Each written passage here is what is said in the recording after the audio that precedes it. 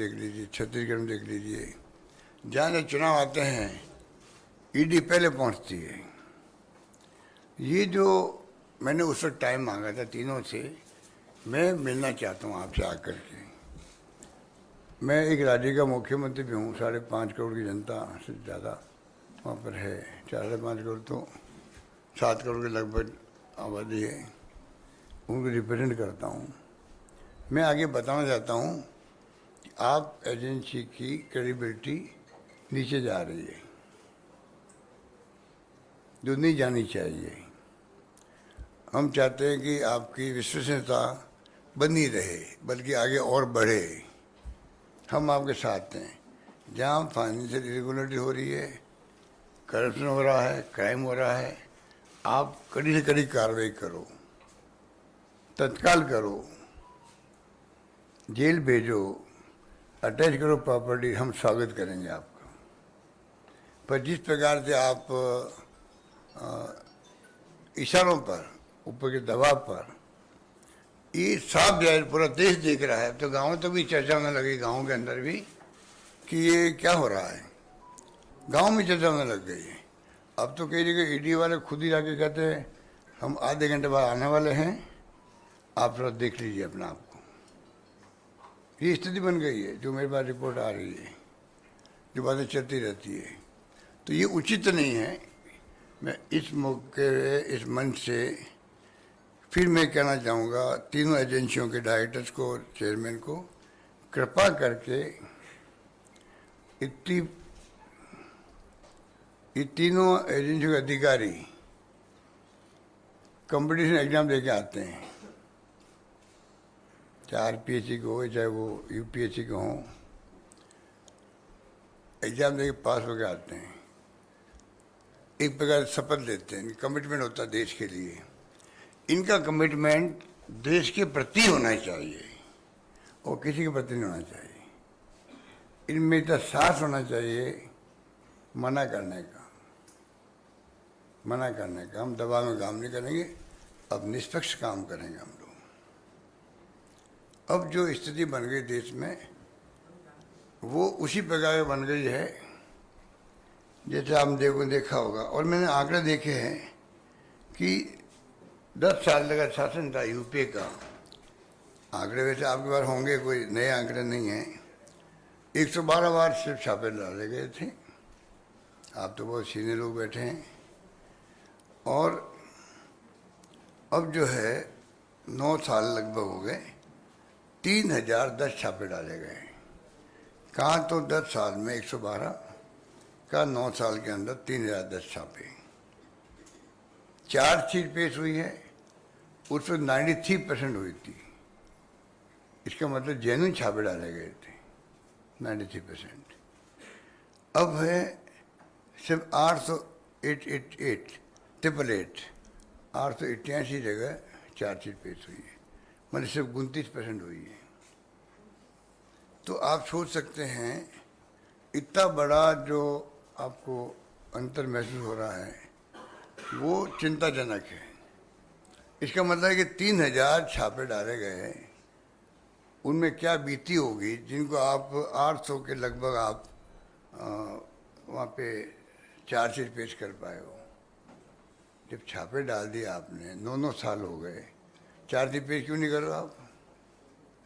तो ये मैं इस रूम के अंदर आप सबको हाजिर नाजिर रख के ये कहना चाहूँगा, एजेंसियों को, पूरे देश की भावना है जो मैं बोल रहा हूँ। क्योंकि मैं भी अखबार पढ़ता हूँ, सोशल मीडिया देखता हूँ, टीवी देखता हूँ, और आजकल तो प्लेटफॉर्म पे डिस्कशन आते हैं आप लोगों के।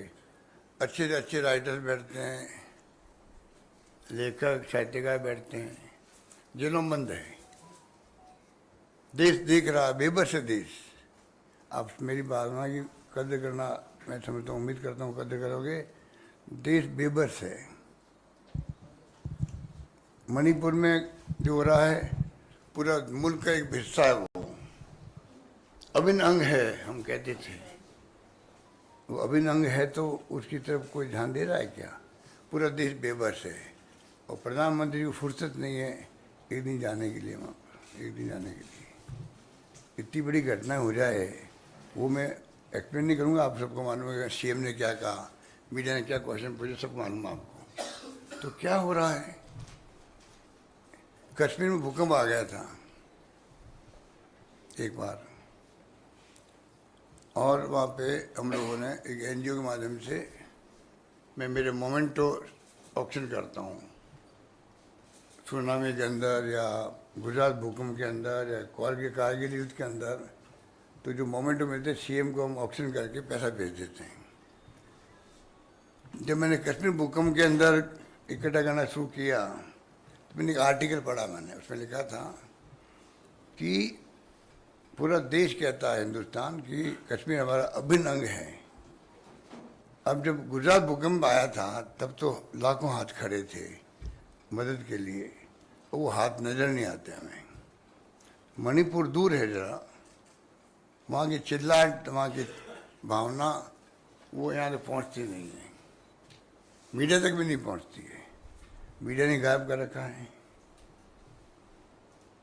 तो आप सोच सकते हैं कि राहुल गांधी बार बार मोदी जी का, अडानी जी का नाम क्यों लेते हैं, मणिपुर नाम क्यों लेते हैं? क्या एक विपक्ष नेता का अधिकार नहीं है क्या वो अपनी बात कहे तो उसको रिस्पॉन्स करे? मुझे आप बता दीजिए, मेरे तो खैर बहुत लंबा अरसा हो गया राजनीति में, कोई भी घटना दुर्घटना हो, विपक्ष बोलेगा उसका धर्म बोलना चाहिए, उसी डेमोक्रेसी मजबूत होती है। तो क्या सत्ता पक्ष का धर्म नहीं है क्या, सत्ता पक्ष का उसको रिस्पॉन्ड करे, कुछ भी करो रिस्पॉन्ड। राजीव गांधी जी के वक्त में एक बार मीडिया को लेके एक फैसला हो गया था, आपने आवाज़ उठाई, राजीव गांधी ने वापस को ले लिया, ये डेमोक्रेसी है। अब तो ना वो मिलते हैं प्रधानमंत्री जी आपसे, ना आप इश्यू बना पाते हो, आप लोगों का कसूर नहीं है क्योंकि मीडिया के मालिक जो है उनको भी इनकम टैक्स, ईडी और सीबीआई का डर रहता है। मुझे कहते हैं संकोच नहीं, मैं तो बार बार कहता हूँ कि वो नाराज भी होते होंगे मालिक लोग, पर मैं कहते चूकता नहीं हूँ। कोविड आ गया तो आप देख रहे हो तनख्वाह आपकी आधी कर दी। मैं आपको भड़का नहीं रहा हूँ, दिल की पीड़ा बता रहा हूँ आपको, खाली पीड़ा बता रहा हूँ। निकाल दिया गया लोगों को, निकाल दिया गया। आप लोग भी ट्रांसफर पोस्टिंग डरते हो पॉलिटिशियन की तरह। हमारे सरकार में ट्रांसफर पोस्टिंग होती है, आपके भी राज्यों में जो काम करने वाले लोग हैं ट्रांसफर पोस्टिंग डरते हैं वो भी। तो आप लोगों की स्थिति भी कोई बहुत अच्छी नहीं है। क्यों मैं भटक गया बात करते करते। मैं जो कह रहा था कि मैंने कहा भाई मैं मिलने आना चाहता हूँ आपसे, मैंने शुरुआत से करी थी और वो शुरुआत मेरी वहीं रह गई। इमीडिएटली अपॉइंटमेंट आ गई मेरे पास में, मुझे बड़ी खुशी हुई कि मैं जाकर अपनी बात कहूँगा। और मैंने मीडिया को भी कह दिया भाई मैं जा रहा हूँ, सीबीआई डायरेक्टर ने, income tax director CBI chairman थे और सीबीआई डायरेक्टर बनने के लिए। जैसे मैंने मीडिया को कहा फटाफट फोन आ गया, नहीं अभी आप आना ही होते हैं, खुद मिलेंगे आप आकर के। अभी तो मैं उनका इंतजार कर रहा हूँ, वो अभी तक आया नहीं है। कब आएंगे मुझे पता नहीं, आएंगे मैं चाय पिलाऊंगा, मुझे गपशप करूँगा, बताऊंगा कि मैं क्या फील करता हूँ। तो कहने का मतलब ये है कि आज मैंने सिर्फ आपको इसलिए, अब हमारे राजस्थान में संजीवनी है, एक एकदम दे रहा हूँ आपको, संजीवनी नाम का एक घोटाला बहुत बड़ा राजस्थान होगा, लोग जेलों में बैठे हुए हैं। गजेंद्र शेखावत का जो नाम है केंद्रीय मंत्री, वो उसमें शामिल है, आरोपी है। उन्होंने मेरे खिलाफ डिफेमेशन केस कर रखा है दिल्ली में, वो अलग बात है। पर मैं पूछना चाहता हूँ, हमारी एसओजी ने FIU जो होता है फाइनेंशियल मिनिस्ट्री के अंदर, फाइनेंशियल इरेगुलरिटीज यूनिट, उनको 50 बार टेलीफोन किए, लिख के भेजा भाई आप हमारी इमदाद करो, क्योंकि फाइनेंशियल का ट्रांजेक्शन विदेश के अंदर भी है इसका। कोई कार्रवाई नहीं करी, एक बार जवाब दिया रुक गए।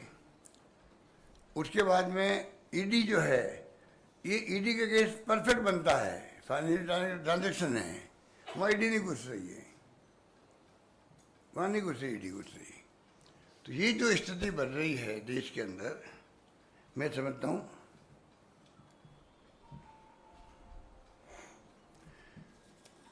और मोदी जी तो एक एग्जाम्पल है क्लासिकल देश के अंदर। जब बोलते हैं वो तो देश सुनता उनको।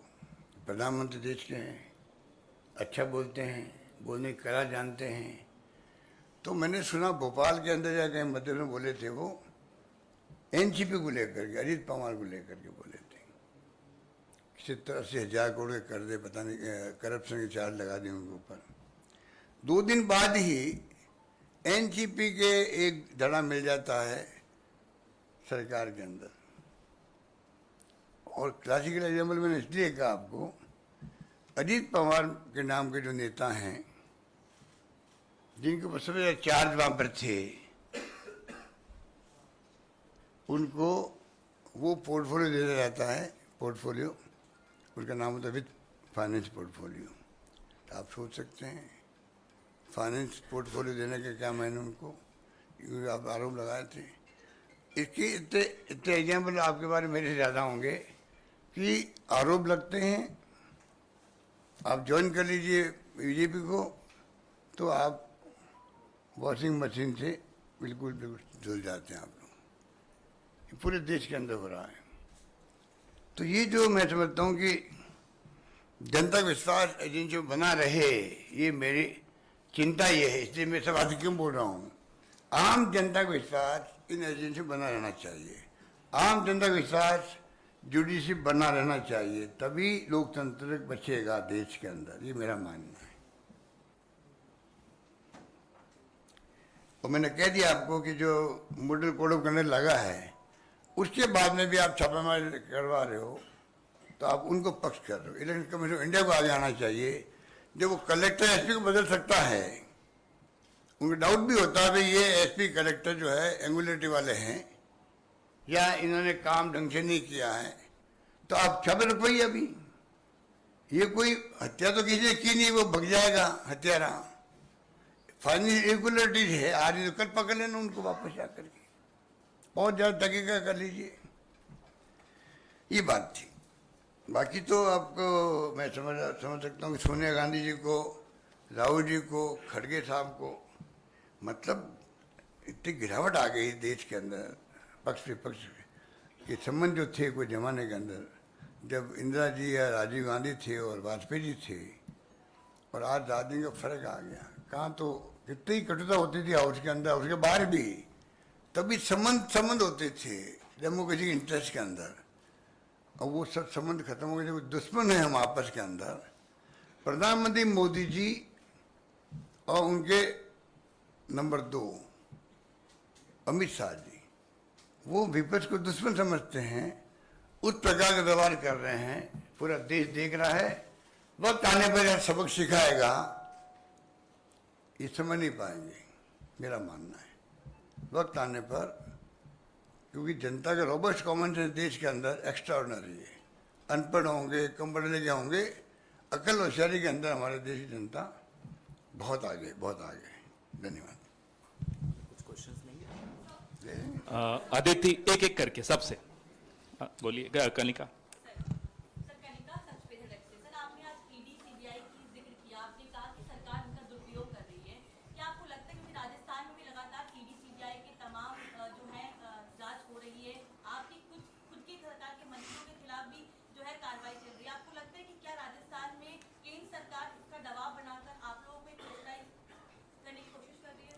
देखिए, वहाँ तो उनको कुछ मिल नहीं रहा है, तो वहाँ के जो मेंबर पार्लियामेंट वगैरह हैं उनको इशारा करना पड़ा, तो रोज़ सीबीआई ऑफिस में जाओगे, लोगों को भेजो। जहाँ तक मेरे को जानकारी है पिछले साल भर की, ईडी ऑफिस जाते हैं यहाँ पर लोग, जुड़ी शिकायतें करते हैं, मिली भगत से फिर वहाँ आवाज़ उठाते हैं वहाँ के एमपी वगैरह, और सीबीआई जाके जांच करने का प्रयास करती है। वहाँ मैंने देखा, अभी एक हमारे मिस्टर करोड़ी मीणा हैं, वो एक गए वहाँ पर मॉल में, गणपति प्लाजा में गए, नाम सा यही था।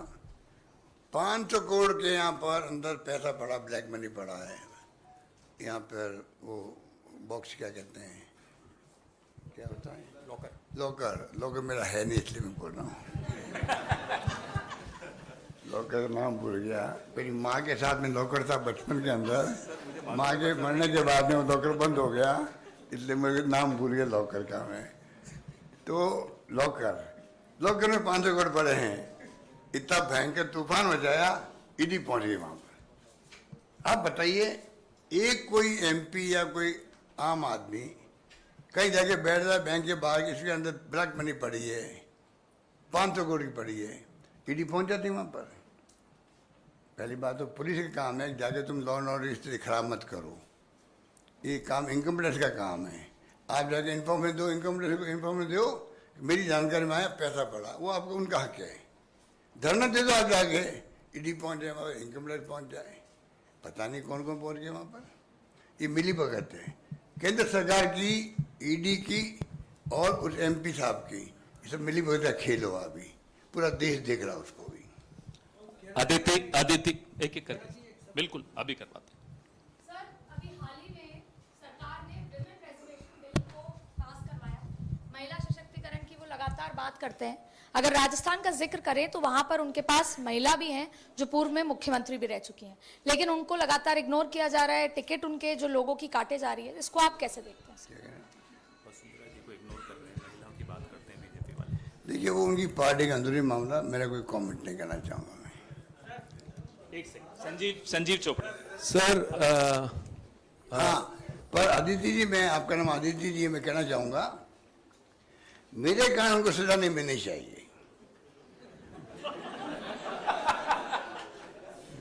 मेरे कारण उनको सजा नहीं मिलनी चाहिए, ये अन्याय होगा उनके साथ में। एक किस्सा बताना चाहता हूँ, आपके पास टाइम तो है ना? पूछ देता हूँ भाई, जनरली नेताओं के पास टाइम नहीं होता है, मैं आपको पूछ देता हूँ। देखिए, मेरी सरकार जब गिर रही थी तो मेरे कैलाश मेघवाल है जो स्पीकर थे, गृह मंत्री थे उनके, उन्होंने एक किस्सा बताया मेरे, जो मैंने किया जिंदगी के अंदर। जब मैं पीसी प्रेसिडेंट था 90s के अंदर, तो मेरे भैरव शेखावत थे, मुख्यमंत्री थे। वो क्विलन गए थे अमेरिका, अपना तीसरी बार बाईपास करने गए, तीसरी बार बाईपास करने गए, तीसरी बार। उस जमाने में बचपन में सुनते थे, ह्यूस्टन में जाते थे पहले लोग, ह्यूस्टन से बाद में क्विलन जाने लग गए। वो गए थे वहाँ पर, पीछे उन्हीं के पार्टी लोग सरकार गिरा रहे थे उनकी। मिस्टर नरसिम्हा राव जी थे प्राइम मिनिस्टर, मैं था पीसी प्रेसिडेंट था राजस्थान के अंदर। मेरे पास भी वो लोग आए, साहब हम तय किया हमारी पार्टी में रिवोट करके सरकार गिराने का। तो मैंने कहा भाई, एक आपका नेता बीमारी है, सीरियस से मैंने सुना वहाँ पर, 3rd टाइम गए हैं, और आप पीछे ये जो कर रहे हरकत, मैं उसको उचित नहीं मानता। मैंने पीएम नरसिम्हा जी को जाके कहा, क्योंकि मैं उनका केंद्रीय मंत्री रह चुका था, टेक्सटाइल मिनिस्टर था मैं। तो मैंने कहा कि भाई मैं ये सुना, उनको मालूम पड़ गया था, उन्होंने मुझे पूछा, मैं कहा ये उचित नहीं कर सकता, उनको मैंने रोका। और बलीराम भगत थे हमारे गवर्नर, उनको मैंने कहा कि ये सुन रहे हैं, ये उचित नहीं है। एक तो वो था जो गवर्नर को, प्राइम मिनिस्टर को, सबको कह रहा। कैलाश मेघवाल को ये बात की जानकारी थी, वो नंबर 1 थे शेखावत साहब के। उन्होंने अभी जब क्राइसिस हमारा आया तो उन्होंने कह दिया ये बात भी कि हमारे यहाँ परंपरा कभी नहीं रही है इस प्रकार सरकारें टॉपर करने की। इतना ही उन्होंने स्टेटमेंट दिया। मेरे मुंह से निकल गया एक मीटिंग के अंदर, क्योंकि वसुंधरा जी के जो फॉलोवर एमएलए थे वो भी लॉबी मिलते हैं हम लोगों से, कहीं मिल जाते हैं। तो उन्होंने, उनके मुंह निकल गया होगा भाई हमारे मुख्यमंत्री जो एक्स मुख्यमंत्री है वसुंधरा जी है, वो भी इसी विचार किए जो कैलाश जी ने कहा है। इतने मेरे पास इंफॉर्मेशन थी उनकी। मैंने गलती से वो कोट कर दिया धौलपुर के अंदर। मेरी सरकार जब क्राइसिस में थी तब कैलाश मेघवाल जी ने वसुंधरा जी की भावनाएं थी।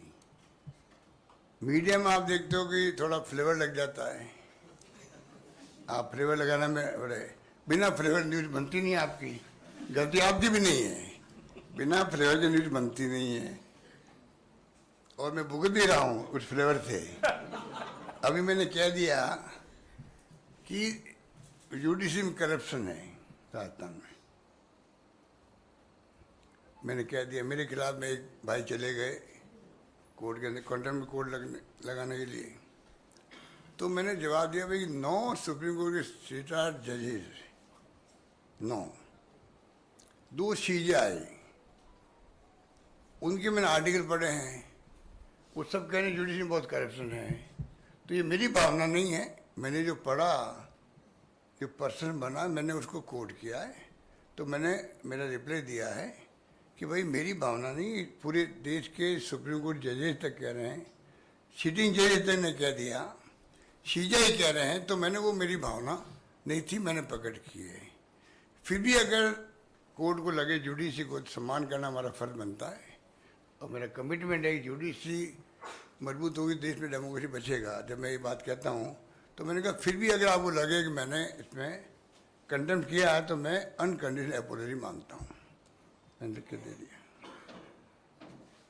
तो कहने का मतलब ये है कि वो फ्लेवर लग गया। मैंने कहा, मैंने सुना है कि एडवोकेट फैसले लिखते हैं, वही फैसला आता है। अखबार ने लिख दिया, वकील लोग फैसले लेके लिख के ले आते हैं और हाईकोर्ट जज फैसले देते हैं। फ्लेवर लग गया, उस पर उनको मौका मिल गया एक व्यक्ति को जाने का, इसको मैंने फ्लेवर कहता हूँ मैं, ठीक है। संजीव चोपड़ा जी। सर, राजस्थान में चुनाव को करीब 1 महीना रह गया है। सर, राजस्थान के चुनाव को करीब 1 महीना रह गया है। बीजेपी ने अपने कैंडिडेट डिक्लेयर कर चुके हैं, कांग्रेस का अभी एक भी कैंडिडेट नहीं आया, और कुछ जैसे आप कह रहे हैं मीडिया में फ्लेवर चल रहा है कि कुछ आप में और पार्टी में डिफरेंसेस हैं कुछ कैंडिडेट्स को लेके। क्या यही रीजन है कि डिले का रीजन यही है कि यही विपक्ष को तकलीफ है, जो फैसले हो रहे हैं पार्टी के अंदर सिलेक्शन के प्रोसेस से, उनको तकलीफ भी हो रही है, इनके झगड़े क्यों नहीं हो रहे हैं। आप सचिन पायलट की तरफ इशारा कर रहे होंगे। जितने फैसले हुए हैं सबकी राय से हुए हैं, सबकी राय हो। जो भी सचिन पायलट साहब के जो हमारे सपोर्टर भी होंगे, उन सबके फैसलों में भागीदार बन रहा हूँ, उनके पक्ष में। तो आप सोचते हो कितने स्मूथली फैसले हो रहे हैं। ये तकलीफ बीजेपी को होती है और किसी को नहीं होनी चाहिए। एक एक करके आप पूछिए। हाँ, गहलोत जी, राजस्थान को लेकर एक सवाल है मेरा। अभी आपने जिक्र किया था आपकी सरकार जब मुश्किल में आ गई थी, तो मुश्किल में वो आप ही की पार्टी के जो विधायक थे बागी हुए थे, उनके चलते आई थी। तो जो अब जो टिकट वितरण हो रहा है, क्या उन MLAs जो बागी हुए थे उन पर भी पार्टी भरोसा करेगी या आपका विरोध रहेगा?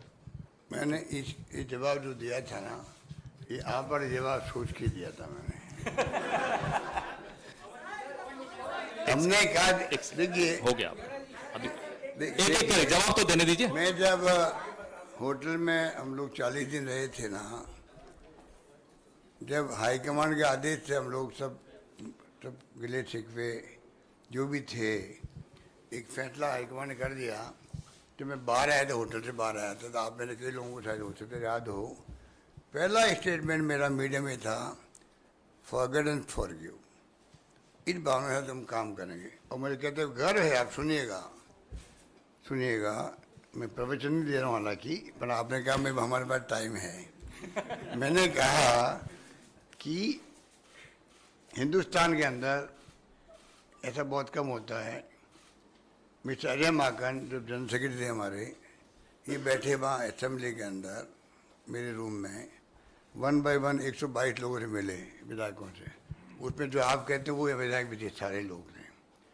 अगर उसमें राजस्थान हो सकता है जहाँ सबने कहा हम चाहे किसी के साथ पॉलिटिकल हो सकते हैं, काम के मामले में मुख्यमंत्री कोई भेदभाव नहीं कर रहे हैं। काम के मामले में जो हम काम मांगते हैं हम काम देते हैं, और काम इतने देते हैं जो मांगते। तो मेरे जुमला बन गया, बहुत फेमस जुमला राजस्थान में है, जो मैंने कहा, तुम मांगते मांगते थक जाओगे, मैं देते देते नहीं थकूंगा। वो मैं निभाया वहाँ पर। राजस्थान है, और इसलिए आप समझ लीजिए, वो जो गए हैं, कहीं गए हैं, अभी क्राइटेरिया सिर्फ एक है, वो है विनिबिलिटी क्राइटेरिया है। वो सब बातें हम भूल चुके हैं। हम सब एक होकर इलेक्शन लड़ना चाहते हैं। सुनील, आप यूं ही बोल दीजिए, आवाज आ जाएगी। Sir, I just, coming back because you say for English इनसे कीजिए। नहीं मैं आए तो मेरा हिंदी इतना अच्छा नहीं है, हम साउथ इंडिया से है, फिर भी मैं कोशिश करूंगा। आप बोल रहे आप हैं हिंदी अच्छी बोलते, मैं जानता हूँ 25 साल से आपको। सर, ये आप बोलता है forgive and forget, पर सच्चाई ये है कि जो आपका चुनाव जो हो रहा है, there is still no, you have gone with a single name with the screening committee. There are a lot of problems in the finalization of candidates. Ultimately, you have been publicly fighting with Sachin Pilot and others. Sachin Pilot wants your supporters not to be given tickets. The other side, Mr. Gehlot is not wanting Sachin Pilot's supporters not to be given. Can you win this election with this kind of fighting that is taking place and public fighting that has carried on? And you said forgive and forget, but you also called somebody a traitor. So how do you go forward with that? आपने गदर का ये आप फिर question कर दिया। मैंने ये तो कहा आपको कि हम सब एकजुट थे, हम सब एकजुट हैं। जब उनके साथ लोग गए थे, उनके टिकट सब क्लियर हो रहे हैं करीब करीब। उससे बड़ा उदाहरण क्या मैं दे सकता हूँ आपको? एक टिकट पे भी मैंने ऑब्जर्वेशन नहीं किया हो मीटिंग के अंदर, उससे अंदाज कर लीजिए कितनी प्रकार की हमारी कितनी प्यार मोहब्बत आपस के अंदर है। एक सेकंड, अब एक सेकंड, अगर यही सवाल अलग अलग तरीके से दोहराएंगे तो फिर प्रेस वार्ता खत्म करें। नहीं, कुछ और सवाल है तो फिर आप पूछिए।